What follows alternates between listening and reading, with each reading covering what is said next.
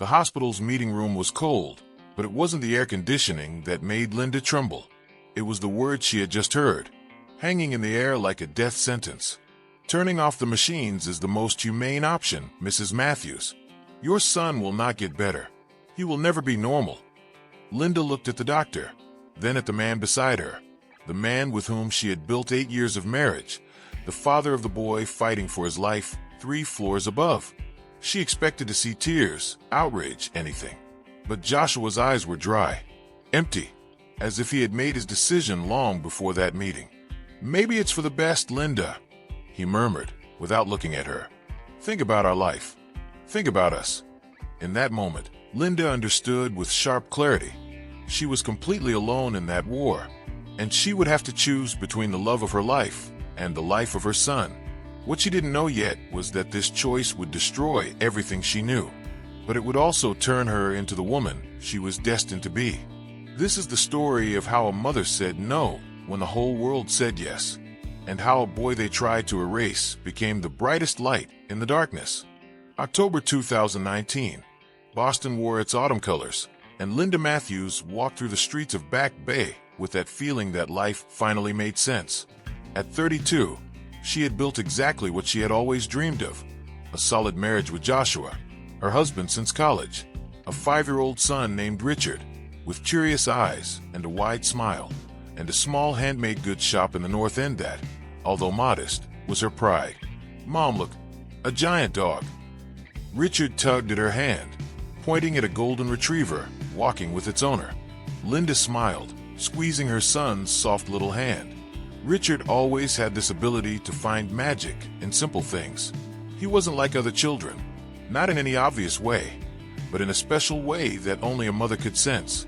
At 5 years old, he still spoke little, preferred to play alone, and had specific rituals that needed to be followed perfectly. His teacher had suggested an evaluation. Joshua thought it was unnecessary. "He's just shy, Linda. You're creating a problem where there isn't one." But Linda knew. Mothers always know. She had scheduled an appointment with a child development specialist for the following week. She just wanted to understand better how to help her son flourish in his own unique way. That October afternoon, after picking Richard up from school, Linda had planned a special day. Ice cream at his favorite shop, the one that served vanilla in blue cups, always blue, never any other color. Richard wouldn't eat if the cup was different. "Can we see the ducks after the ice cream?" Richard asked, with that soft voice that melted Linda's heart. "Of course, my love. We're going to feed the ducks at the lake." They were crossing Commonwealth Avenue when it happened.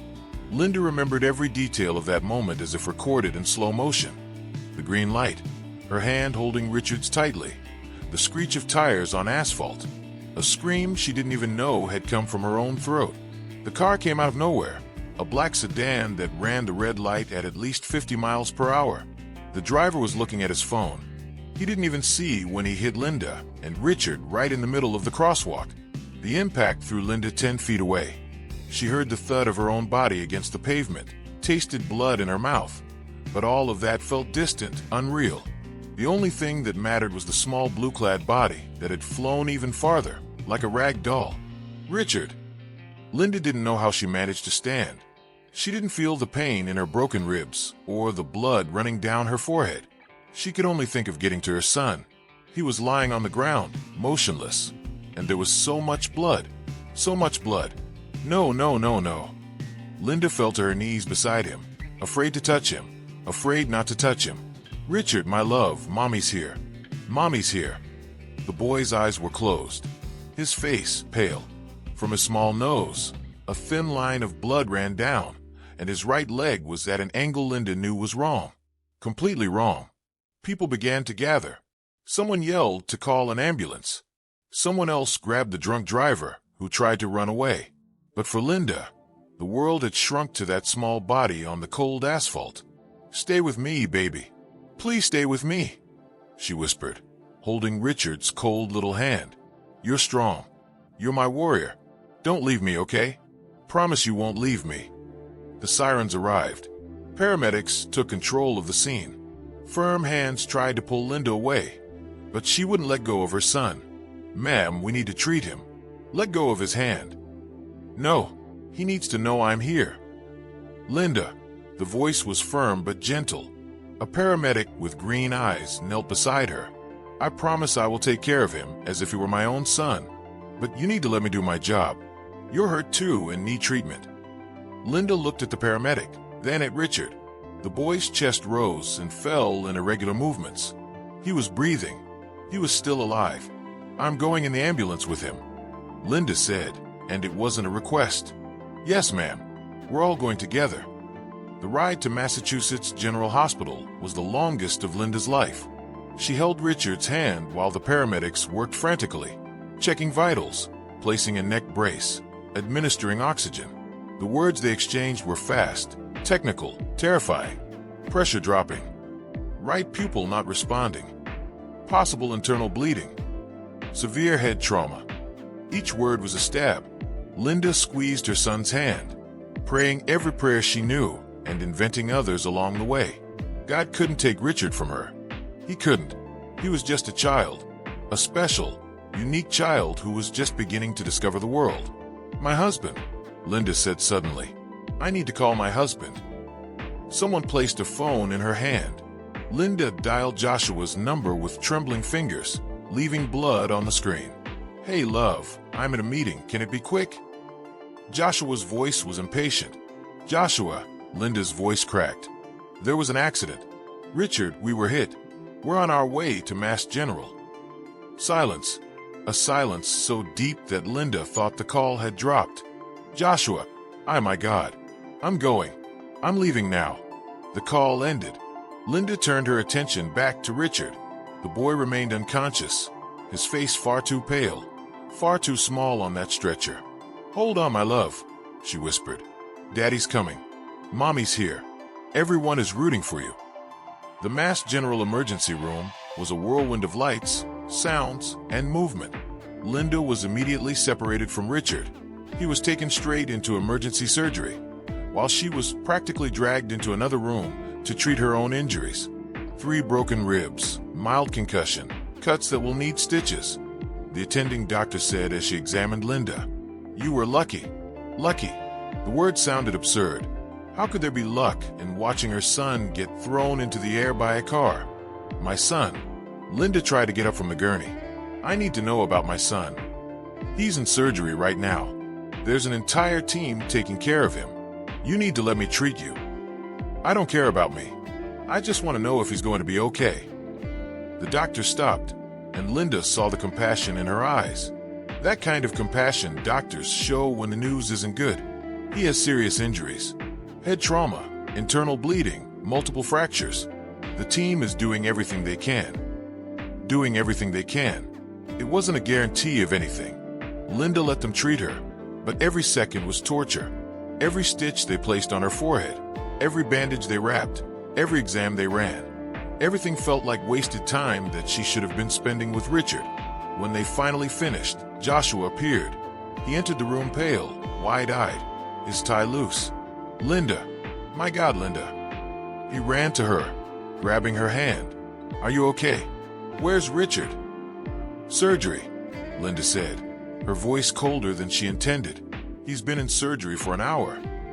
What happened? Tell me everything. Linda told him. The words came out mechanical, distant, as if she were narrating someone else's story. Joshua held her hand, but she barely felt it. She was numb, in shock. The driver was drunk, she finished. Drunk at 3 in the afternoon, looking at his phone, and he hit my son. Our son, Joshua corrected gently. Linda looked at him. Our son that you said was fine. That didn't need an evaluation. That he was just shy. Linda, this has nothing to do with. It has everything to do with it. Her voice finally cracked. If I had pushed harder, if I had scheduled that appointment earlier, maybe today we wouldn't have been at school. Maybe we would have been somewhere else. Maybe. Stop. Joshua pulled her into a hug, even as she resisted. This is not your fault. It's no one's fault except that drunken bastards. Do you hear me? It's not your fault. Linda wanted to believe it. God, how she wanted to. But guilt had already settled in her chest, like a block of lead. They waited. Hours that felt like days. Nurses came in and out, but no one brought news. Joshua paced back and forth. Linda sat rigid, staring at the door as if she could will a doctor to appear. When the door finally opened, it was nearly 8 at night. The surgeon who entered had the exhausted expression of someone who had fought a difficult battle. Mr. and Mrs. Matthews? They stood at the same time. How is he? Linda asked, her voice barely a hoarse whisper. The doctor gestured for them to sit.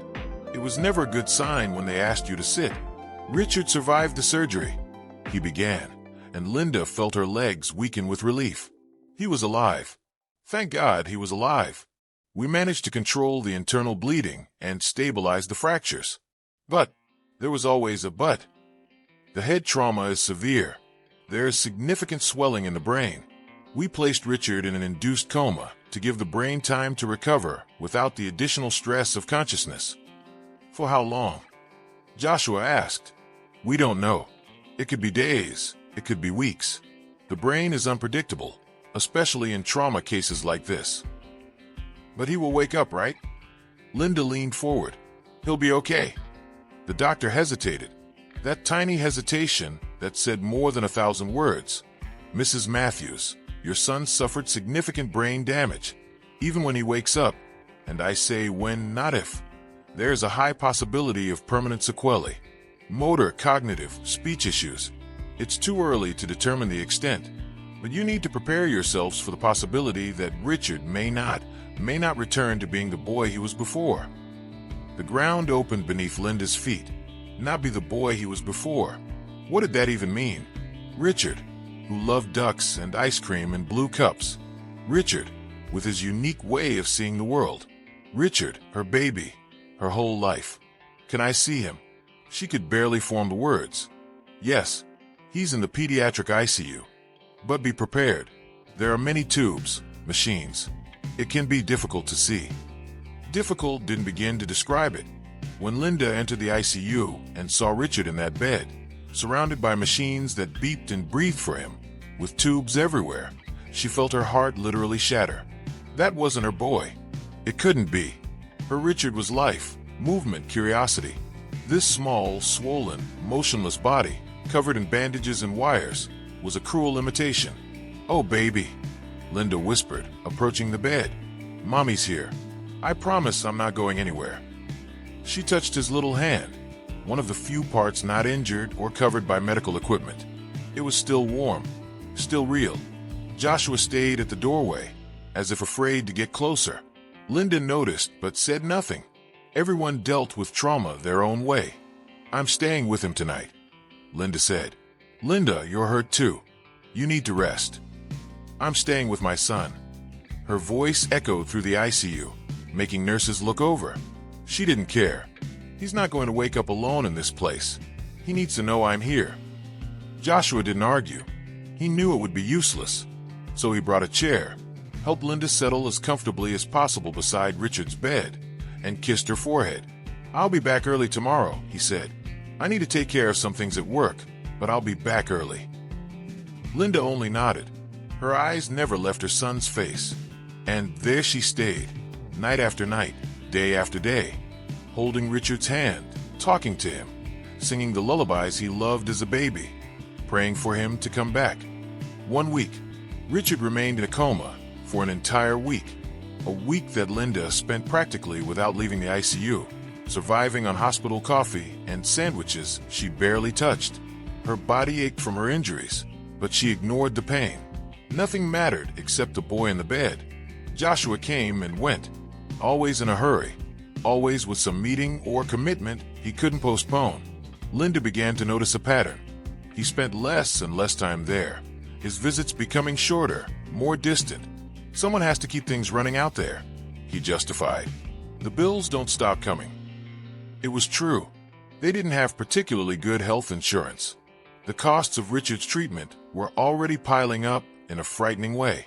Linda's shop had been closed since the accident. Someone really did need to work, but there was something else.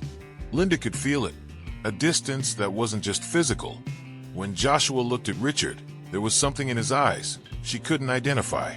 Fear, rejection, pain. How is he today? Joshua asked one November morning. kissing Linda on the forehead mechanically. The same. The doctors say the swelling is going down, but he still hasn't shown signs of waking up. Joshua looked at his son, at all the machines, and Linda saw him flinch. "Are you okay?" she asked. "Yes. It's hard to see him like this." "I know." "Linda." Joshua hesitated, then shook his head. "Nothing. It doesn't matter." "What were you going to say?" "No. It's not the time." But Linda knew that tone. It was the tone Joshua used when he was avoiding something important. "Joshua, tell me." He sighed, running a hand through his hair, a gesture he made when he was nervous. "The doctors talked to me yesterday, while you were napping." Linda's blood ran cold. "And you didn't tell me?" "I was going to. I was just trying to find the right moment." "What right moment? Tell me now." Joshua looked around, then pulled Linda into the hallway, away from the ICU. His expression was serious, almost frightened. "They said that even if Richard wakes up, the chances of severe sequelae are very high. Permanent brain injury. He may never walk again, speak again, or be independent." Linda felt the words like punches. She knew it was a possibility, but hearing it said so clearly, so definitively. "And there's more," Joshua continued, his voice dropping even lower. His school called. Before the accident, they had already completed a preliminary evaluation. They strongly suspect Richard has autism, Linda. Level 2, possibly level 3. The world spun. Linda leaned against the wall. "The teacher mentioned an evaluation, but I didn't imagine." "I know. Neither did I. But this changes everything, you understand?" Even before the accident, Richard already needed specialized support, constant therapies. Now, with the brain injury, Joshua stopped, as if the words were too heavy to come out. "Linda, we need to talk about realistic options." Something in his tone made Linda's stomach twist. "What options?" Joshua didn't respond immediately. He looked at the floor, at the walls, anywhere but his wife's face. "The doctors mentioned that depending on how recovery goes, we might have to consider long-term care, specialized facilities." "You're talking about putting our son in an institution?" Linda's voice came out incredibly calm, which was more frightening than if she had screamed. "It's not like that. It's more like a place where he can have all the care he needs. Trained professionals, specialized therapies. We're not qualified to. He is our son, Joshua. Our son. I know that. Do you think this isn't killing me too?" "I don't know, Joshua. Is it? Because you can barely stay in the same room with him for more than 10 minutes. The silence that fell was dense, heavy. Joshua clenched his fists, and Linda saw his jaw tighten. "That's not fair," he said quietly. "Not fair. You know what's not fair. A 5-year-old boy fighting for his life. His own father talking about giving up on him when he needs us the most." "I'm not talking about giving up. I'm trying to be realistic about an impossible situation." Joshua's voice finally rose. "Have you seen the bills, Linda? Have you thought about how much it will cost to care for him if he survives, with all the sequelae the doctors are predicting? Physical therapy, occupational therapy, speech therapy, autism treatment, home adaptations, possibly full-time caregivers? We'll go bankrupt. And that's without mentioning the emotional cost, the cost to us, to our marriage, to our life." "Our life." Linda stepped toward him, tears finally falling. "What life? Without him, what life do we have? He is everything, Joshua. Everything. To you, maybe." Joshua shouted back, and then stopped, his eyes widening as if he had shocked himself with his own words. Linda froze. The hospital corridor felt suddenly cold. "What did you just say?" "Linda, I didn't mean it like that." No, you said it. To you, maybe." "What does that mean, Joshua?" He shook his head, running his hands over his face. When he spoke, his voice was broken, exhausted. "It means I don't know if I can do this. I don't know if I'm strong enough to see my son like this, to deal with all of this." The words fell between them like bombs. "Then leave," Linda said, her voice dangerously calm. "If you can't do it, then leave. But I will stay. I will fight. I will be here when he wakes up. and I will be here for every moment after that, no matter how hard it is. Linda, no, don't touch me. Not now. Linda turned and went back into the ICU, leaving Joshua alone in the hallway. She sat beside Richard's bed, took his tiny hand, and let her tears fall silently. "Mommy's here, baby," she whispered. "I'll always be here. I promise." That night, Joshua didn't come back, nor the next night, nor the one after that, and Linda realized the first great loss had already happened. Long before Richard ever woke up, she had already lost her husband. On the 12th day, it happened. Linda was humming softly when she felt movement. Richard's fingers had twitched in her hand. "Richard!" Her heart raced. "Baby, can you hear me?" Slowly, as if lifting the weight of the world, Richard opened his eyes. "Nurse!" Linda screamed. He woke up. The ICU exploded into organized chaos. Doctors checked vital signs, adjusted machines. Richard's eyes wandered, confused, frightened. But when they found Linda's, she saw recognition. Her son was still there. The days that followed brought harsh reality. Richard couldn't speak. His right side was partially paralyzed. He didn't recognize simple objects. "The brain is plastic, especially in children," Dr. Henderson explained. "With intensive therapy, there is hope for significant recovery, but it will be a long road." Linda called Joshua with the news. He arrived at the hospital 2 hours later, but his reaction was restrained, almost cold. "This is good," he said, looking at Richard from afar. "Very good." But he didn't approach the bed. He didn't hold his son's hand. He just stood there, distant, like a stranger visiting out of obligation. 3 weeks after waking up, Richard was stable enough to leave the ICU. That was when the doctors called the meeting that would change everything. Linda and Joshua sat before a team. Dr. Henderson, the social worker, a physical therapist, an occupational therapist. "Richard has made progress, but the road ahead will be challenging," Dr. Henderson began. "He'll need daily physical therapy, occupational therapy, speech therapy. In addition, we have confirmed the diagnosis of level 2 autism. He will need specialized support for that as well." The social worker pulled out papers. "We calculated the annual costs, around $200,000, considering all the therapies and care required." Linda felt the ground vanish beneath her feet. $200,000. They didn't have a tenth of that. "There are assistance programs," the social worker continued, "but the waiting lists are long, and Richard will need constant care. One of the parents will have to stop working." Linda looked at Joshua. He was pale, eyes fixed on the table. "There is another option," Dr. Henderson said carefully. "Given the prognosis and the severity of Richard's needs, you could consider palliative care." "Palliative care?" Linda repeated, not understanding. "Comfort without invasive measures, letting him go peacefully." The silence was deafening. "You're suggesting I give up on my son?" Linda's voice was low, dangerously calm. "It's not giving up, Mrs. Matthews. It's recognizing limitations. His quality of life, yours." "No." Linda stood so fast the chair fell backward. "You will not convince me to kill my son." "Linda, no one is saying that." Joshua spoke for the first time. "They're just presenting options." She turned to him, incredulous. "Options? You think this is an option?" Joshua didn't answer, and in his silence, Linda understood everything. That night, Linda and Joshua had the conversation that would destroy their marriage. "We can't afford all of this," Joshua said. "We would be financially ruined. And for what? The doctors said he'll never be independent." "He is our son. I know. But what about us? What about our life?" "What life, Joshua? Without him, what life?" Joshua closed his eyes. "I can't do this, Linda. I tried, but I can't." Looking at him and seeing the boy he used to be, knowing he'll never be like that again. "Then go," Linda said. The words came out calm, final. "Because I will not give up on him. Never. Linda, go." Joshua left, and he didn't come back. 3 days later, Linda received the divorce papers. Joshua was giving up custody. He didn't want visits. He just wanted to disappear.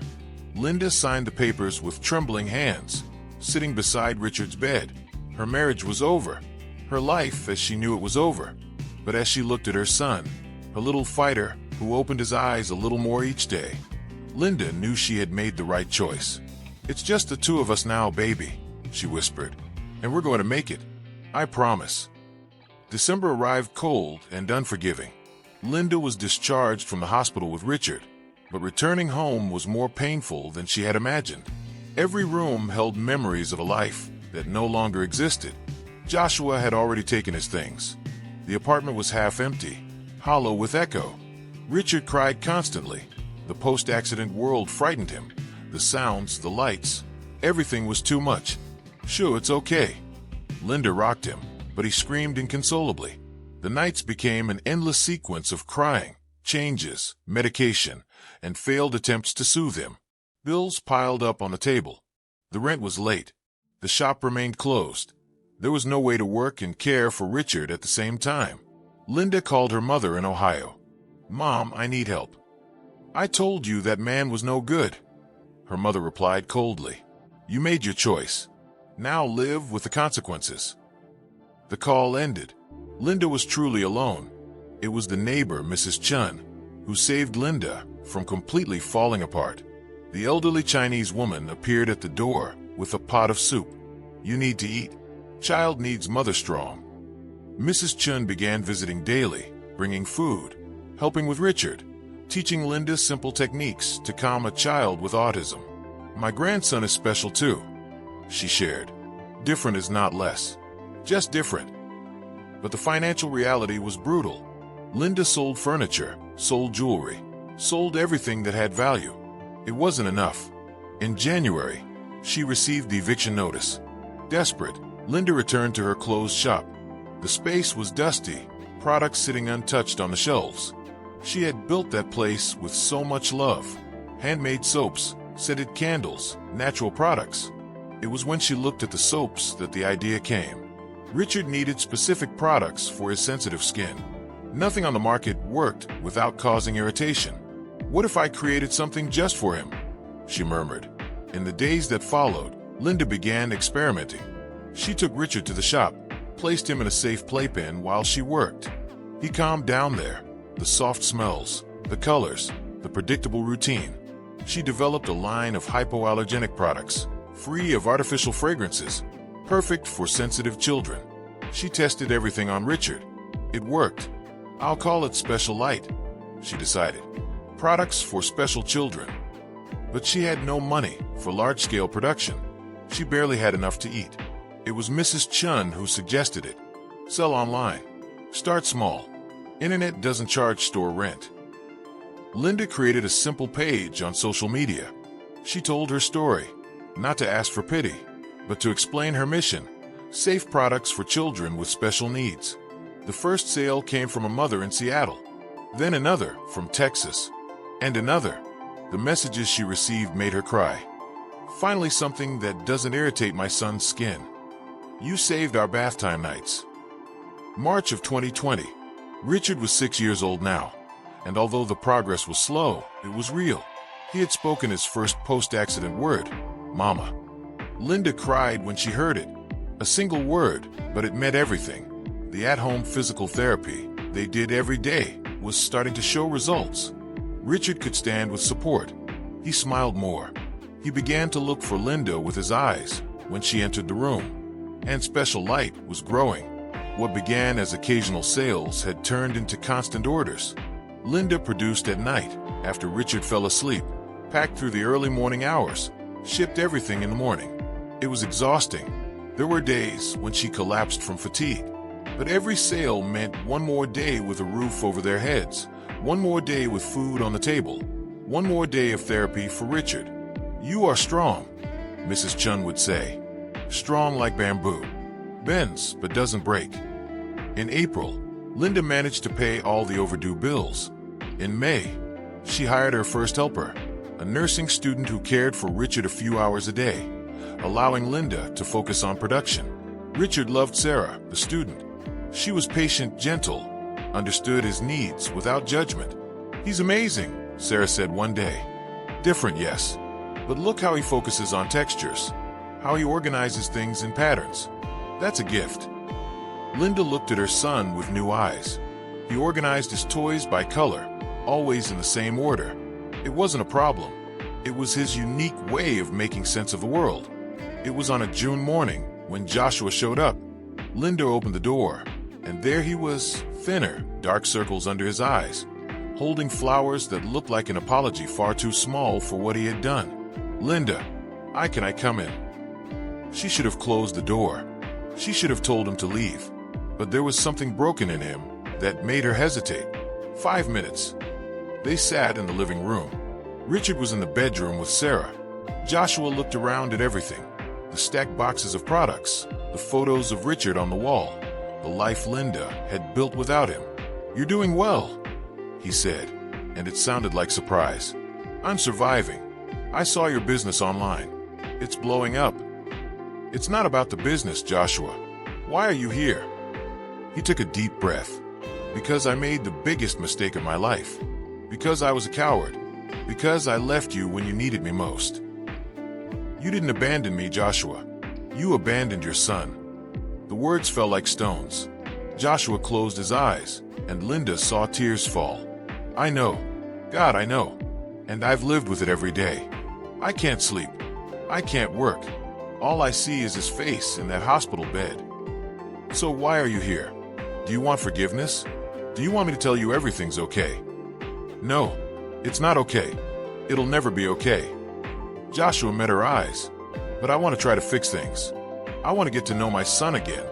I want to be present." Linda felt anger rise. "Now you want to? After leaving me alone for months? After signing away custody? I know I don't deserve it, but he deserves to have a father, and I want to be that father." Before Linda could respond, the bedroom door opened. Richard came out, wobbling with his cane, Sarah right behind him. He stopped when he saw Joshua. His eyes widened, and then, to everyone's shock, he said a word Linda never expected to hear. "Papa." Time stopped. Joshua stood up slowly, tears streaming freely now. "Hey, champ," he whispered. Richard took a step, then another, and another. He crossed the living room on his own, something he still couldn't do consistently, and stopped in front of his father.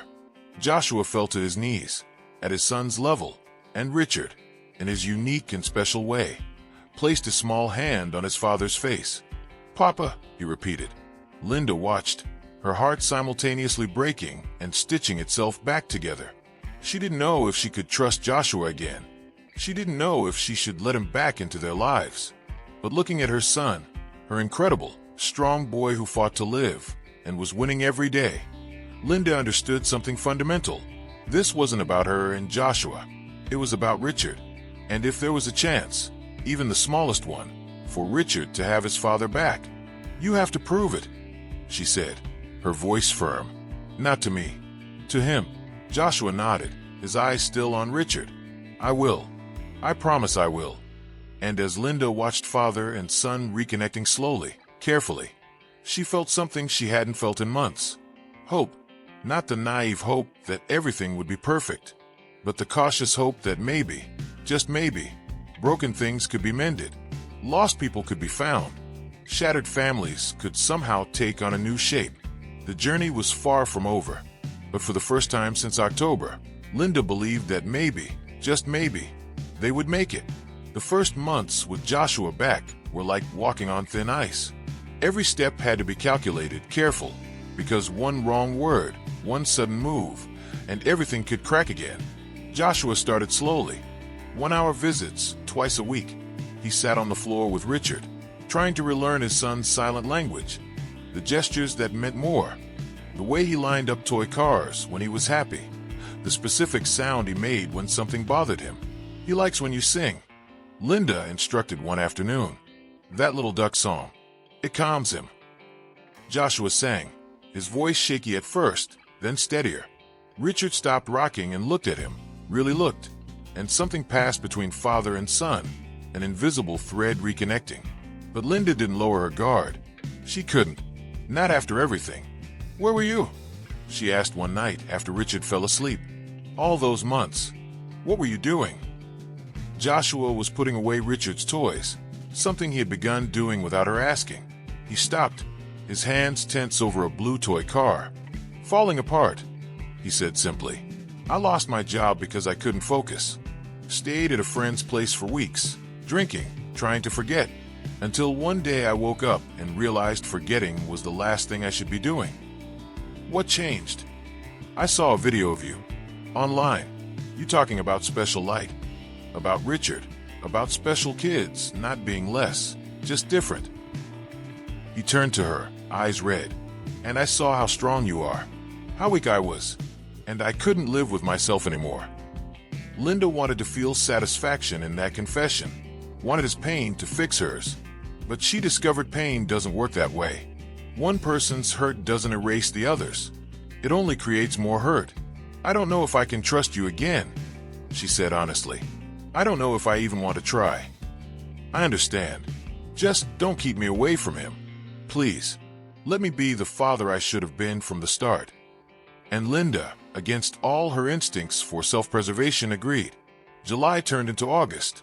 Joshua got a new job. Less prestigious, less money, but flexible hours that allowed him to be present. He started taking Richard to physical therapy, learned the exercises, figured out how to turn therapy into play. "Linda, look." Joshua called one day, excited like a kid. Richard took 3 steps without support. 3. Linda ran over to see. And there was Richard, standing on his own, smiling proudly. She grabbed her phone to record, and Richard took 2 more steps toward her before falling onto his bottom, laughing. "You did it, baby. You did it." In that moment, with Richard laughing and Joshua smiling, Linda felt something dangerous blooming in her chest. Not love, not yet, maybe not ever again, but something like hope. The possibility that maybe, just maybe, they could be a family again. Not like before, but something new. Something built on scars and forgiveness. But the universe had other plans. September arrived with falling leaves and a certified letter that made Linda's blood run cold. It was from a high-end law firm. Linda opened it with trembling hands, read it once, then again, unable to believe what she was seeing. Notice of legal action. Marcus Technologies Incorporated versus Special Light LLC. Intellectual property infringement. Linda couldn't breathe. Marcus Technologies, the company where Joshua had worked before. The company owned by Marcus Chun, Joshua's cousin, and one of the wealthiest men in Boston. No.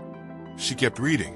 They claimed that Linda's product formulas were based on proprietary research developed within the company. They demanded immediate cessation of sales and damages of $500,000. $500,000. She didn't even have $50,000. "What's this?" Joshua entered the room, returning from therapy with Richard. Linda threw the papers at him. "Your cousin is suing me, saying I stole formulas from the company." Joshua read, his face growing paler with each line. "This is insane. You never worked there. You never had access to anything." "But you did. You worked there when we first started making the products together. He's saying you stole research and gave it to me."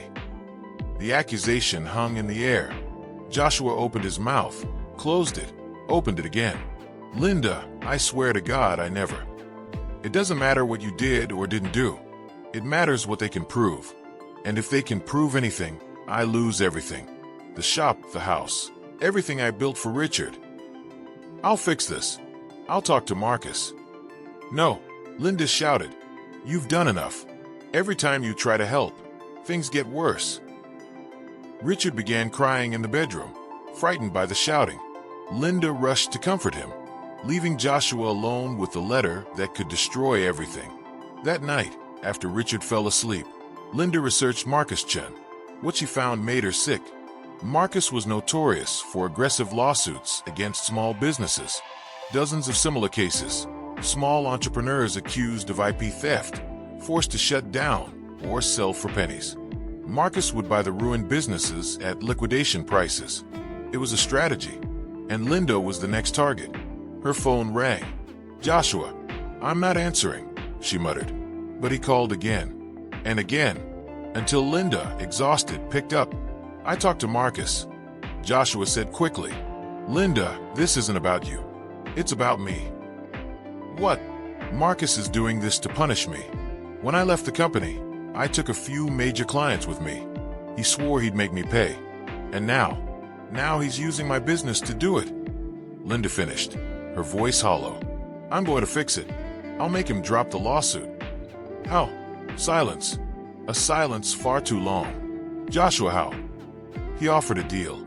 If I go back to the company, work for half my previous salary, sign a non-compete, he'll withdraw the lawsuit.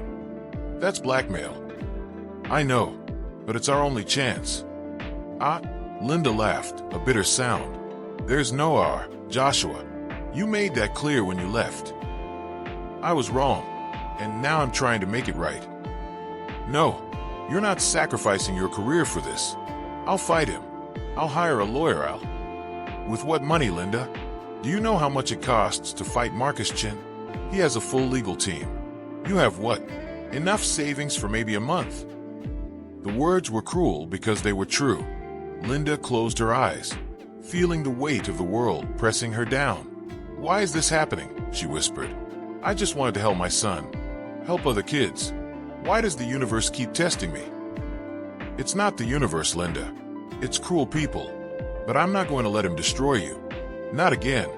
Joshua hung up before she could answer. And Linda knew, with a certainty that hurt, that he was going to do something stupid. Something noble and stupid that would cost far too much. Joshua returned to Marcus Technologies on a rainy Monday in September. The agreement was signed.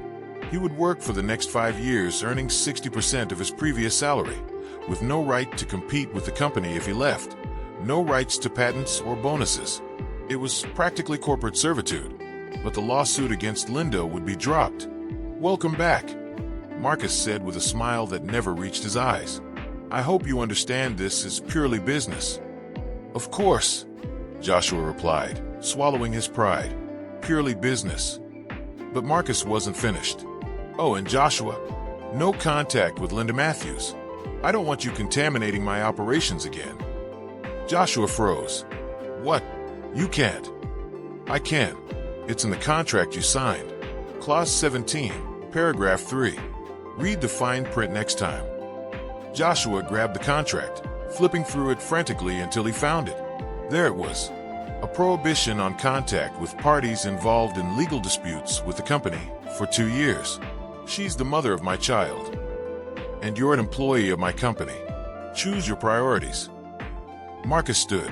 Now if you'll excuse me, I have a meeting. Your office is the same as before. Smaller, of course, but adequate. Joshua left feeling like he had sold his soul. And maybe he had. Linda learned about the agreement not from Joshua, but from a formal email from the law firm. Lawsuit withdrawn. No costs. Case closed. She should have felt relieved. She should have felt grateful. But all she felt was emptiness. Joshua tried calling. She didn't answer. He showed up at her house. She didn't open the door. Linda, please. Let me explain. You didn't have to do this, she shouted through the door. I didn't want you to sacrifice yourself. It wasn't a sacrifice. It was the right thing to do. The right thing would have been staying from the beginning. The right thing would have been not giving up on your son when he needed you most. Now you want to be a hero. Now, silence. Linda rested her forehead against the door, tears sliding down her face. I just wanted you to love him enough to stay, she whispered. No dramatic sacrifices. No grand gestures. Just stay. On the other side, Joshua was crying too. I love him, Linda. I love both of you. And that's why I accepted. To protect you. But who protects you? There was no answer. When Linda finally opened the door, Joshua was already gone. October brought unexpected changes. Lou's a Special exploded. What had started as a small business became a phenomenon. Mothers of special needs children all over the country shared it on social media, created groups, recommended the products. Linda could barely keep up with the orders. She hired 2 more people, then 5. She had to rent a bigger space. You need investment, Sarah, who now worked full-time in the business, said. This can grow so much more. But Linda was afraid. Growing meant exposure. It meant risk. What if Marcus decided to attack again? It was Mrs. Chun, her neighbor and guardian angel, who brought the solution. My nephew works in venture capital. He invests in small businesses. Should I talk to him? I don't know if I'm ready. Child, you were born ready. You just don't know it yet. Mrs. Chen's nephew was David Chen, no relation to Marcus, thank God. He visited Linda's operation, listened to her story, tested the products. This is special, he said. Not just the products. Your story. Mothers trust you because you're one of them. That's priceless. He offered $200,000 for 20% of the company. Linda nearly fainted. I don't know what to say. Say yes, and let me help you build something big. Linda signed. With the investment, Lou's Especial moved into a warehouse in the Seaport District, hired 15 employees, and expanded its product line. And Richard was the star. Linda took him to the office every day.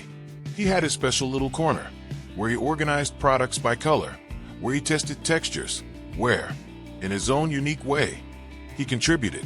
He has a gift, David observed. Look how he finds inconsistencies no one else sees. Every product he approves is perfect. Linda started calling Richard our quality specialist. He wore a badge she made for him, and when visitors arrived, he greeted them with a special smile. But there was an emptiness. Joshua wasn't there to see it. He wasn't there to witness his son flourishing, to see Linda transforming pain into purpose. Marcus kept Joshua on a tight leash. Impossible hours, meaningless projects, constant humiliation. And worst of all, the no-contact clause was strictly enforced. Joshua saw photos of Richard on Linda's social media and cried. He saw videos of his son taking stronger steps, saying new words, smiling, living. And he couldn't be there. Until one day, Joshua made a decision. It was Christmas Eve when Joshua appeared at Linda's door.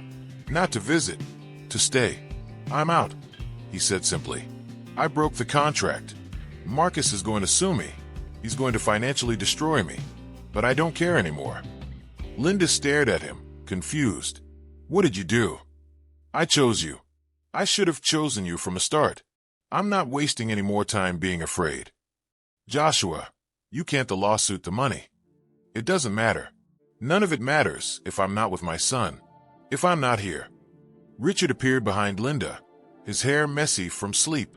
He saw Joshua, and his entire face lit up. Papa. He ran, actually ran, without a cane, without support, and threw himself into his father's arms.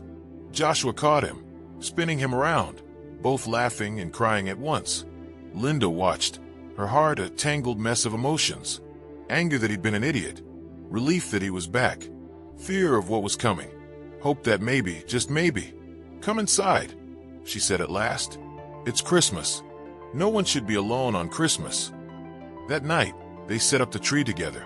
Richard placed the ornaments in color order, red, green, gold, silver. Always the same order, always the same way. It was his ritual, and it was perfect. He's so different, Joshua murmured, watching his son. Stronger, more present. He works hard.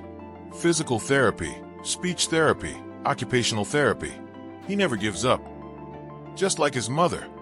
Linda didn't respond. It was too soon for romantic words. Too soon for promises. But when Richard grabbed her hand in Joshua's hand and tugged them both down to sit beside him by the tree, something shifted. It wasn't full forgiveness. It wasn't forgetting. But it was a beginning. Thank you, Joshua whispered, for letting me try again. It's not for me, Linda answered. It's for him. It's always been for him. I know, and I'm going to spend the rest of my life proving I deserve this chance. Christmas passed in peace. Then came New Year's. Joshua rented a small apartment near Linda, started looking for work, and more importantly, he was present. He took Richard to therapy, took him to the park, learned the sign language the boy used when words didn't come. But Marcus Chin wasn't finished. In January, the lawsuit landed. Contract violation. $5 million in damages. $5 million. Linda couldn't believe it. How can someone owe $5 million? Penalty clauses, Joshua explained, pale. He structured the contract that way on purpose. He knew I would break it. We'll fight. Linda, there is no fight. I signed it. It's all there. Then we declare bankruptcy. No, he'll go after everything. My portion of Richard's support, anything I earned for the next 20 years. Joshua sat down, defeated. I ruined everything. Again, Linda looked at him. This broken man who had finally found the courage to fight, only to be crushed. And she felt not anger, but determination. No, she said firmly. We're not letting him win. Linda, I said a no. She grabbed the lawsuit, reading every line. There has to be something. A loophole. Something. She spent the whole night reading.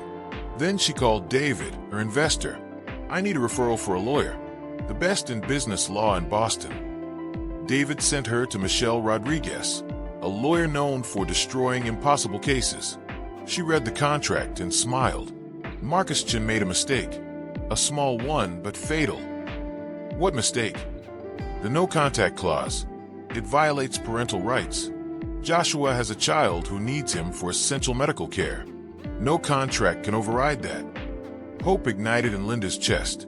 Can we get the lawsuit thrown out? Better. We can sue Marcus for unlawful coercion. And I know a few journalists who would love a story about a billionaire using lawsuits to separate parents from their special needs children. February 2021. The story broke. Boston billionaire accused of separating father from autistic son. The headlines were devastating for Marcus. Public opinion turned against him. Videos of Richard went viral, the smiling, strong, resilient boy, thriving at Lose a Special, and the story of Joshua, the father who had returned and sacrificed everything. This is war. Marcus growled to his lawyers. Destroy them. But Michelle was better. Every attack Marcus launched was countered with evidence of bad faith, oppressive contracts, and unethical practices. Mr. Chin built an empire on the ruins of small businesses. She declared at a press conference. Joshua Matthews is only the latest victim, but he will be the last. This ends here. The lawsuit dragged on for weeks. Joshua and Linda spent days in court and nights preparing documents. Richard stayed with Sarah and Mrs. Chun, not fully understanding, but sensing that something important was happening. It was on a March morning that the judge delivered the verdict. The courtroom was packed, journalists, onlookers, mothers of special needs children who had traveled to support Linda. After reviewing the evidence, the judge began. I determined that the contract between Mr. Chun and Mr. Matthews contains abusive and illegal clauses. The case is dismissed. Furthermore, I order Marcus Technologies to pay $200,000 in attorney's fees to the defendants. The room erupted in applause. Linda collapsed into her chair, tears streaming. Joshua hugged her, crying as well. It's over, he whispered. Finally, it's over. But there was more. The judge continued. Additionally, I am opening an investigation into the business practices of Marcus Technologies. If other victims wish to come forward, this court will hear their cases. Marcus Chun left the courtroom pale. In the following days, dozens of small business owners came forward. His company was under scrutiny, his reputation destroyed, and Joshua was free. Spring arrived, bringing rebirth. Linda and Joshua did not become husband and wife again. Not yet, maybe never. But they found something different.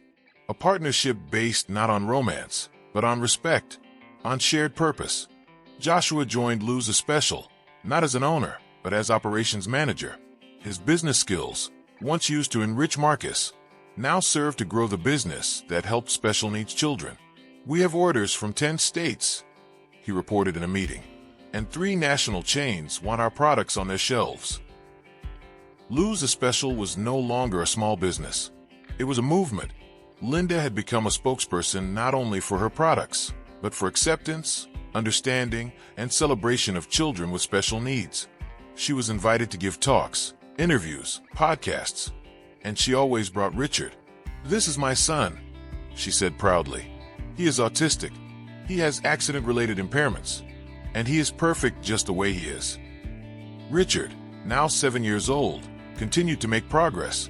He walked with only a slight limp. He spoke in short but clear sentences, and his smile could light up any room. Mama works, he said, pointing to the products. Helps kids like Richard. One day, a mother came to the store with her 5-year-old daughter. The girl had curly hair and eyes that did not fully focus. "My daughter is special too," the mother said, voice trembling. "Severe autism, nonverbal. I saw your story and thought, if you managed, maybe I can too." Linda knelt in front of the girl, who was rocking and avoiding eye contact. "She is beautiful," Linda said sincerely, "and strong, stronger than she knows. Do you really believe that? That she can have a full life? Look at him." Linda pointed to Richard, who was organizing shelves with Sarah. "Doctors said he would never walk, never speak, that it would be better to give up. And look at him now." The mother cried. Linda hugged her, and in that embrace, she passed on all the painful knowledge she had gained, that the road would be difficult, but possible, that some days would feel impossible, but love would make it bearable, that special children were not less, they were simply different, magnificently different. May brought warmth and an unexpected visit. Marcus Chun appeared at Lou's Special. No security, no lawyers. Just a man who looked as if he had aged 10 years in a few months. "Can I speak with you?" he asked. Linda and Joshua exchanged glances. Every instinct screamed to send him away, but Linda had learned that hatred was too heavy to carry. 5 minutes. They went to the office. Marcus remained standing, as if he didn't deserve to sit. "I came to apologize," he began. "I know there are no words enough. What I did was unforgivable, but I need to try." "Why?" Joshua asked. "Why did you do it?" "Pride. Greed. Because I could." Marcus looked at his hands. "I built an empire on people I destroyed. I thought it made me strong, but it only made me empty. And now you want forgiveness to feel better?" Linda asked, her voice hard. "No, I don't deserve forgiveness. I just wanted you to know that. I saw what you built. Not just the business, the family, the love, everything I never had because I was busy destroying others." He placed an envelope on the desk. "This is a check for $500,000. It's not a bribe, not a payment. It's a pathetic attempt to fix some of the damage." Linda looked at the envelope as if it were a venomous snake. "We don't want your money." "Then make it hurt. For therapies for children who can't afford it. For research. For anything. Just do something good with it. Because I never did." Marcus turned to leave. At the door, he paused. "Your son, Richard, he's lucky to have parents who fight like this for him. I never had that, and I made sure no one close to me did either." He left without waiting for a response. Linda and Joshua sat in silence. The check lay on the desk between them. $500,000. Dirty blood trying to buy a clean conscience. "He doesn't deserve forgiveness," Joshua said. "No," Linda agreed. "But maybe we deserve peace." She picked up the check. "We'll make a fund for families of special needs children who don't have resources for treatment. We'll call it the Richard Fund, in honor of the boy who survived when everyone said he shouldn't." Joshua smiled. Perfect. They did not forgive Marcus Chun, not completely, but they let the anger go, because anger was heavy, and they had better things to carry. Hope, purpose, love. October 2021. 2 years since the accident. Linda stood on stage at a conference in New York, Richard by her side. The room held 500 people, parents, therapists, educators, all there to hear about Lou's Special and the incredible journey behind it. "They told me to give up," Linda said into the microphone. "They told me my son would never be normal, that I should let him go, that it would be more humane." She looked at Richard, who sat calmly, wearing his quality specialist badge, listening attentively. "But I didn't want him to be normal. I wanted him to be himself. Richard, my son. And today, look at him." Richard stood up and went to the microphone. His speech was still a bit slow, but clear. "My name is Richard. I am 7 years old. I like ducks and blue cars. And I help mommy make products for special kids like me." The audience erupted in applause. Richard smiled, that huge smile that was his superpower, and waved. After the talk, dozens of parents approached, each with a story of pain, of struggle, of fierce love for their special children. "You gave me hope," one mother said, tears streaming. My son is 3. Severe autism. I was starting to believe there was no future, but you showed me there is. Linda hugged her. There is a future. Maybe not the one you imagined, but a beautiful, unique, special future, like your child. That night at the hotel, Joshua had a surprise. He had flown to New York secretly, bringing Mrs. Chun, Sarah, David, and the entire Lose a Special team. What is this? Linda asked, confused. A celebration, Joshua said. 2 years since the accident. 2 years since the day we almost lost everything. And look where we are now. They toasted, not with expensive champagne, but with apple juice, Richard's favorite. To Richard, Joshua raised his glass. The bravest boy I know. To Linda, David added, the woman who turned pain into purpose.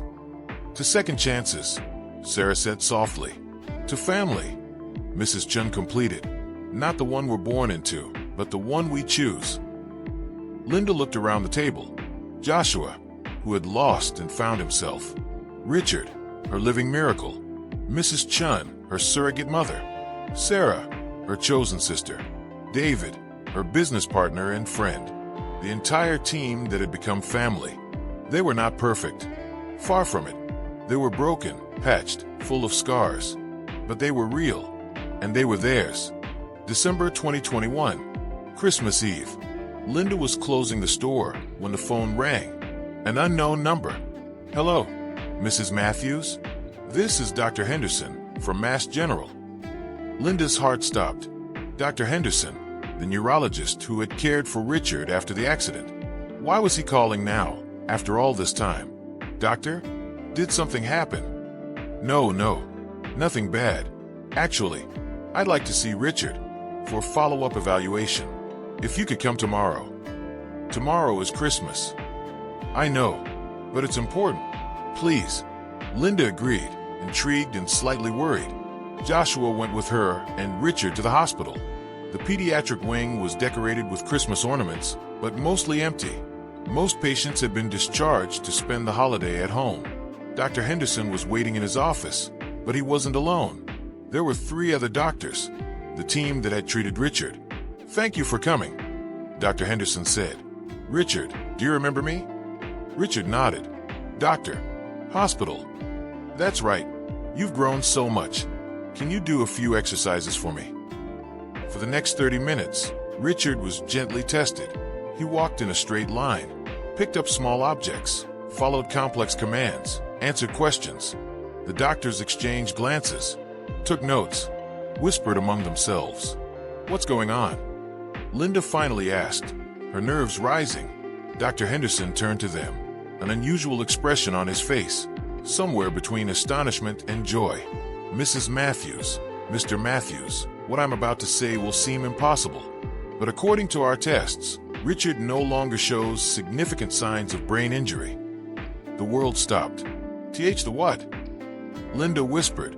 His brain has regenerated. Not completely. There's still some affected areas that explain his differences in processing. But the extent of the recovery is extraordinary. Unprecedented, actually. How is that possible? Joshua asked, incredulous. Neuroplasticity. A child's brain has an incredible ability to reorganize, to create new neural pathways. But even so, I've never seen anything like this. The combination of intensive therapy, constant love, a positive stimulating environment, you created the perfect conditions for his brain to heal. Tears streamed down Linda's face. So he will be okay. He already is okay, Mrs. Matthews. Different than he would have been without the accident. Yes, he will always have autism. That's part of who he is, not caused by the trauma. And he may have some fine motor challenges, but he can live independently. Learn, grow, be happy. Dr. Henderson knelt down in front of Richard. You're a miracle, young man. Do you know that? Richard thought for a moment, then replied in his unique logic. Mommy says everyone is a miracle. You just need the right people to see it. The doctors laughed, moved. Dr. Henderson wiped his own eyes. Your mother is wise and brave. When she said no to the protocol I suggested, turning off the machines, I thought she was being emotional, irrational. But she was right and I was wrong. She saw something that we, with all our science, did not. He turned to Linda. You taught me something important, that a mother knows her child in ways no test can measure. That love is not scientific, but powerful. Perhaps more powerful than any treatment we can offer. Linda could not speak. She could only hug Richard, this incredible boy who had fought so hard, overcome so much, proven so much. Thank you, she finally managed to say, for not giving up on him when I wasn't strong enough to fight alone. You have always been strong, Mrs. Matthews. You just didn't know it yet. October 2024. Linda was in the garden of their new home, no longer an apartment, but a real house with a backyard where Richard could run and play. When she saw the school bus stop, Richard got off, backpack on his shoulders, a smile on his face. He was 10 now, in 4th grade at a regular school with specialized support. Mommy. He ran to her. His gait still had a slight asymmetry, but he was running. I got an A in math. The teacher said I'm the best in the class at patterns. Of course you did. You're amazing. Linda hugged him tightly. Joshua appeared at the door. He and Linda had remarried 6 months earlier. Not a big ceremony, just the two of them, Richard, and the people they loved. It was a different kind of marriage than the first. More mature, built on loss and forgiveness. Who wants to celebrate with ice cream? Joshua asked. Me. Richard jumped. But it has to be in a blue cup. Always a blue cup. Joshua laughed. They went to the ice cream shop, the same one they used to visit before the accident. The owner recognized them, greeted Richard like an old friend. The usual, champ. Vanilla in a blue cup. Yes, please. As Richard savored his ice cream, Linda received a message on her phone. It was from Claire, one of the mothers she had met at the conference years ago. A photo was attached. Her daughter, previously nonverbal, now smiling and holding a drawing she had made. She spoke today, for the first time. Thank you for giving me hope not to give up. Linda showed the photo to Joshua. He smiled, eyes wet. You've changed so many lives, he said softly. It wasn't me. It was him. Linda looked at Richard. He taught me that giving up is never an option. That love fights. That miracles happen when we believe in them. Lou's Special now had stores in 15 states. The Richard Fund had provided over $2 million in free therapies for 300 families. Linda had written a book telling her story, which became a bestseller. But none of that mattered as much as this moment. Ice cream on an autumn afternoon. Her healthy, happy son. Her husband by her side. Simplicity she had almost lost. Can we feed the ducks afterward? Richard asked. Linda and Joshua exchanged a glance. Ducks. The last thing Richard had asked for before the accident. That changed everything. Of course, baby. Let's feed the ducks. They walked to the pond in Boston Common. Richard tossed pieces of bread, laughing as the ducks fought over them. Other children played nearby. Life went on, simple and beautiful. Mommy, Richard said suddenly. Remember when I was in hospital? Linda tensed. They rarely spoke about it. I remember, love. I heard you. When you sang. Even while I was sleeping, I heard you. Immediate tears. You heard me. Yes. And I knew you would save me. Because you always save. That's what moms do. Linda pulled him into a tight hug. And you saved me too, you know. You taught me to be strong. To fight. To never give up. It was God, Richard said with childlike simplicity. God said you needed me. And I needed you. So he made us stay together. Joshua joined the hug. There they were, the three of them, as the sun set over Boston, painting the sky orange and pink. They tried to erase you. Linda whispered to Richard. They said it would be better to let you go. But God had other plans. What plans? Richard asked. To use you to rewrite my destiny. Our destiny. To show that love always wins. Always. Richard thought about it, then nodded with satisfaction. I like that plan. Me too, baby. Me too. They stayed there until the stars began to appear. Richard counted them. 1, 2, 3. Always in order. Always in his special way. And Linda realized she wouldn't change a thing. Not the accident. Not the pain. Not the tears. Because all of it had brought her here. to this perfect moment, to this imperfect but real family, to this love that had been tested in fire and come out stronger. They had tried to erase Richard, but instead, he became the brightest light she had ever known. A light that illuminated the path, not only for her, but for hundreds of other families lost in the darkness. And that light would never go out. If this story touched your heart, if you know someone who needs to hear that it's never too late to fight, that love always finds a way, that special children are blessings in disguise, share this video. And if you are a mother or father of a special child, know this: you are not alone. You are stronger than you think.